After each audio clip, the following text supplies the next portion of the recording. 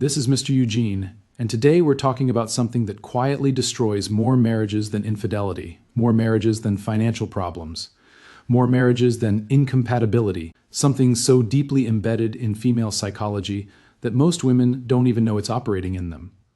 And most men don't understand why it's happening to them. It's called hypergamy.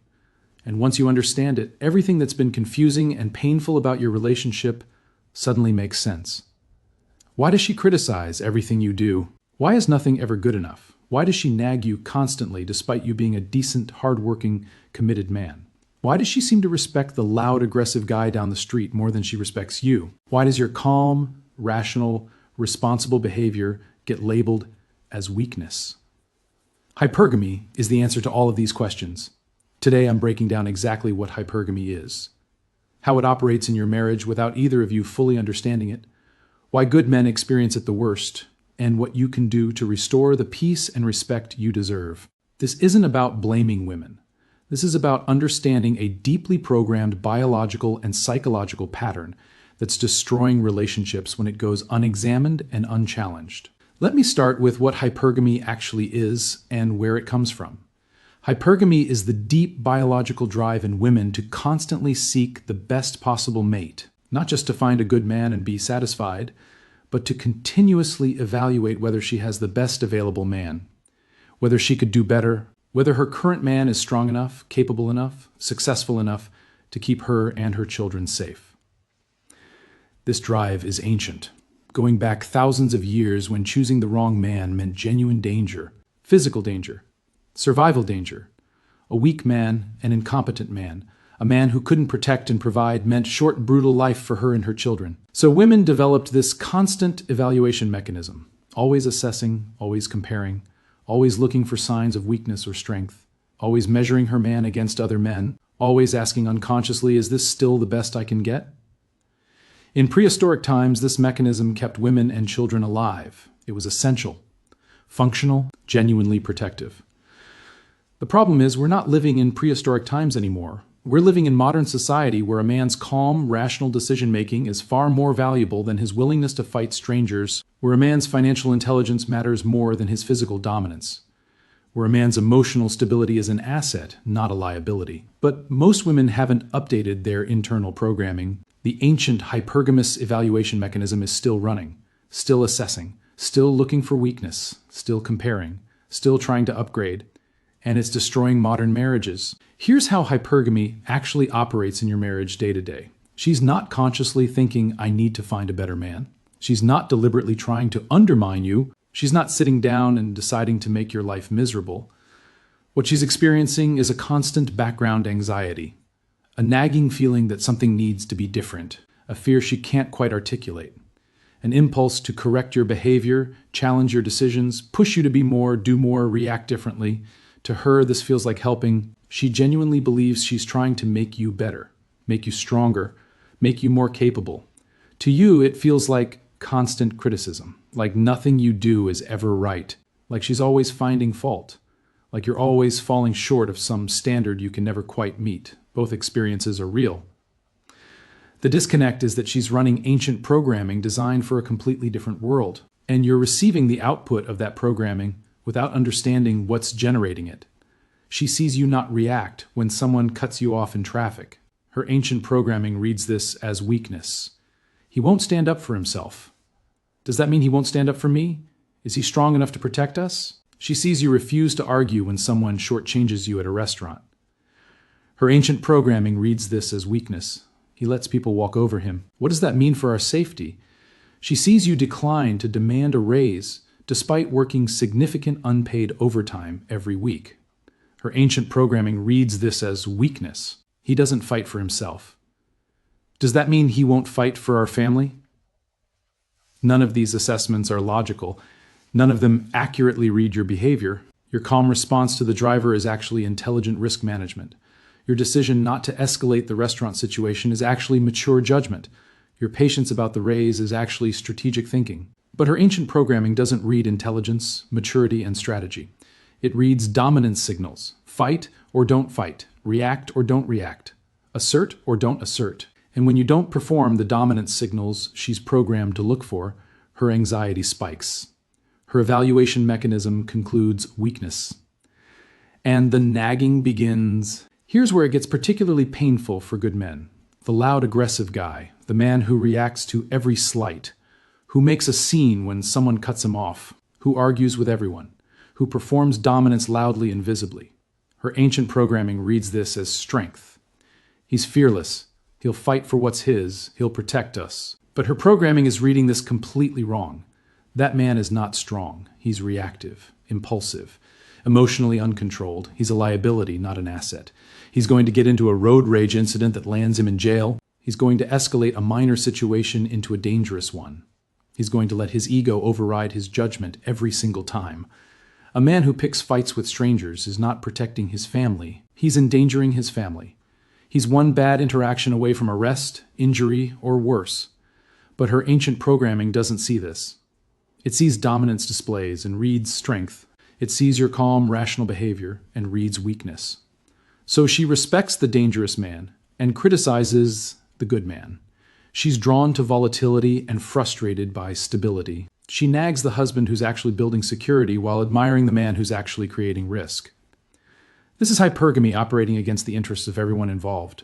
Let me give you a concrete example of how this plays out and what the right response looks like. You're driving with your wife. A car cuts you off aggressively.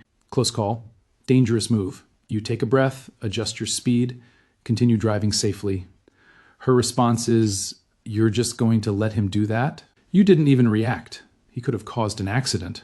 Her ancient programming is already running. He didn't react. Is that weakness? The wrong response is to get defensive, to explain yourself, to argue that you were right. This confirms to her programming that you're uncertain about your own decision, that you need to justify yourself, which reads as insecurity. The right response is calm, clear, confident explanation from a position of absolute certainty about your own judgment. You tell her something like this: "I saw exactly what that driver did. I also saw 3 exits he could take and adjusted my speed to create distance between us. He's gone now. We're safe. Getting angry at a stranger on a highway is how accidents happen. My job is getting us home safely, not performing for someone who will be out of our lives in 30 seconds. If I follow that car to confront the driver, that 30-second incident becomes something that could follow us for months. I know how to handle situations like this. Trust that." Notice what that response does. It demonstrates awareness. He saw everything. It demonstrates calculation. He was already managing the situation. It demonstrates responsibility. His priority is family safety. It demonstrates strength. Not reactive strength, but the far more powerful strength of controlled, intelligent decision-making. This is the key to addressing hypergamy. Not becoming the loud, reactive man she mistakenly reads as strong, but demonstrating the genuine strengths she actually needs in a way her programming can recognize and respect.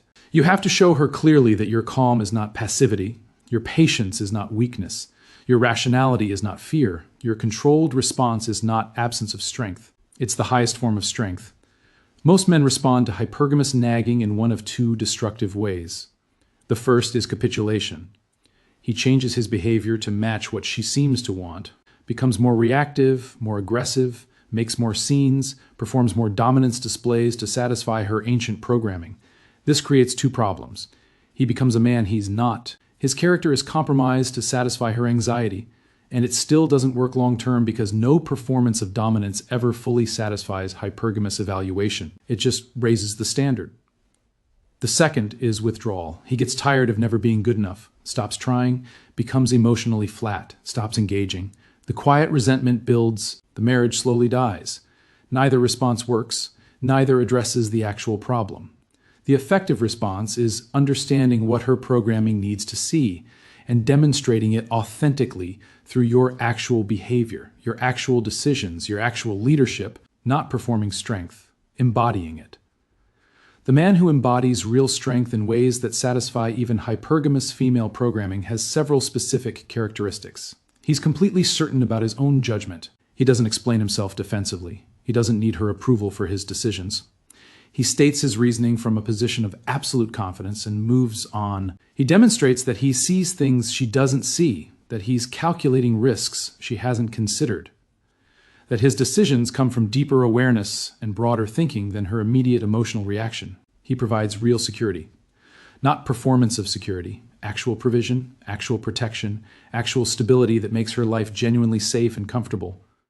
Over time, real security penetrates even hypergamous programming. He leads without asking permission, makes decisions, communicates them clearly, executes them competently, doesn't seek her validation before acting, doesn't second-guess himself publicly, doesn't perform indecision. He doesn't react to her nagging with defensiveness, anger, or withdrawal.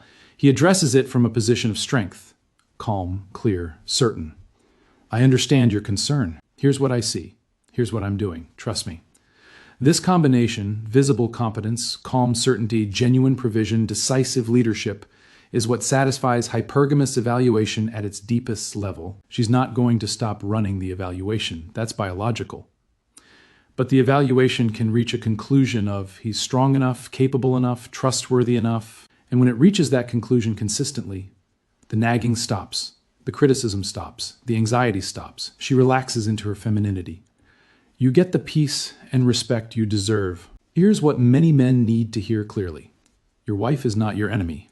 Her hypergamous programming is not a character flaw. She's not deliberately trying to undermine you. She's running ancient software in a modern world. Software that served crucial survival function for thousands of years. Software that hasn't been updated for modern context. She genuinely believes her nagging is helping you. Genuinely believes her criticism is making you stronger. Genuinely believes her anxiety is protective. She's wrong about the methods, but the underlying drive, keeping her family safe, keeping her man strong, ensuring she chose correctly, comes from a place that was once genuinely protective. Understanding this doesn't mean accepting the nagging, doesn't mean tolerating the criticism, doesn't mean allowing her anxiety to destroy your peace. It means approaching the problem with understanding instead of resentment, addressing the root cause instead of just fighting the symptoms. Showing her your strength in ways her programming can actually recognize instead of expecting her to simply accept your version of strength without demonstration. The nagging stops when the evaluation concludes strength. Your job is making that conclusion inevitable through consistent demonstration of real male competence, leadership, and certainty. Hypergamy is the hidden root of most marriage problems. The constant evaluation, the anxiety, the nagging, the criticism, the comparison to other men. The apparent disrespect for good, calm, rational behavior, it comes from ancient biological programming designed to seek the strongest possible mate for survival. That programming is still running in modern women who have no context for why they feel this anxiety or why they keep pushing men they claim to love. Good men experience it worst because calm, rational competence doesn't trigger the dominance signals her ancient programming looks for. While reactive, aggressive, volatile behavior does trigger those signals, even though that behavior is actually dangerous, not strong, the solution is not becoming reactive and aggressive, not withdrawing in resentment, not endlessly explaining yourself defensively. The solution is demonstrating genuine strength in ways her programming can recognize: calm certainty, decisive leadership, visible competence, real provision and protection, explaining your decisions from absolute confidence, not defensiveness. When her evaluation consistently concludes that you're strong, capable, and trustworthy, the nagging stops, criticism stops, the anxiety stops, and you get the peace and respect you've been working for. She gets to relax into her femininity. You get to lead in your marriage. Everyone wins. Understanding hypergamy doesn't just save your marriage. It gives you the framework to understand female behavior that previously made no sense, and that understanding is worth everything. Men, have you experienced this in your marriage? Have you noticed her responding to calm, rational behavior with more criticism than your reactive moments? Subscribe for the psychological frameworks that finally make female behavior make sense.